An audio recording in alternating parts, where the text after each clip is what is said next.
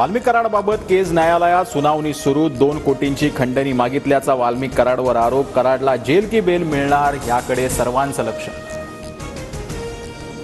हत्या खंडणीचं कनेक्शन सीआयडीच्या वकिलांचा सर्वात मोठा दावा. कराडच्या अडचणीत वाढ होण्याची शक्यता.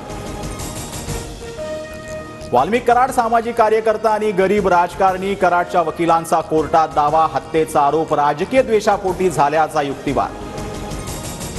सुनावणीआधी सरकारी वकिलांचा वाल्मिक कराडांविरोधात केस लढण्यास नकार. वैयक्तिक कारणास्तव दुसरा वकील नेमावा. सरकारी वकील SS देशपांडेंचं कोर्टाला पत्र. वकील JB शिंदे युक्तिवाद करणार.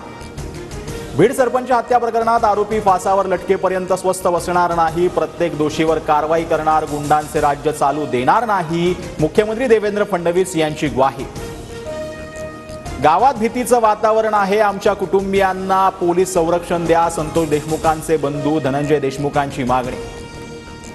आमदार सुरेश धसांनी माफी मागितल्यामुळे मी कायदेशीर कारवाई करणार नाही. माझ्याकडून या प्रकरणावर पडदा टाकते. सुरेश धस यांच्या दिलगिरीनंतर प्राजक्ता माळीची पहिली प्रतिक्रिया.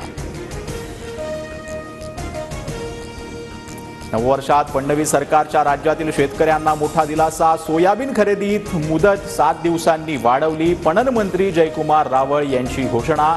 सोयाबीन खरेदीसाठी 561 केंद्र उभारण्यात आली. नववर्षाच्या स्वागतासाठी अवघी काही मिनिटं शिल्लक. सर्व समुद्रकिनारे गजबजले. हॉटेल रेस्टॉरंटमध्ये डीजेच्या तालावरती तरुणाई थिरकली. सुरक्षतेसाठी मोठा पोलीस बंदोबस्त तैनात. फटाके आणि आतिषबाजी करत रशिया, ऑस्ट्रेलिया आणि न्यूझीलंडमध्ये नववर्षाचं स्वागत. 2025 मध्ये प्रवेश करणारा जगातील पहिला देश म्हणून साऱ्यांना दिली सकारात्मक ऊर्जा.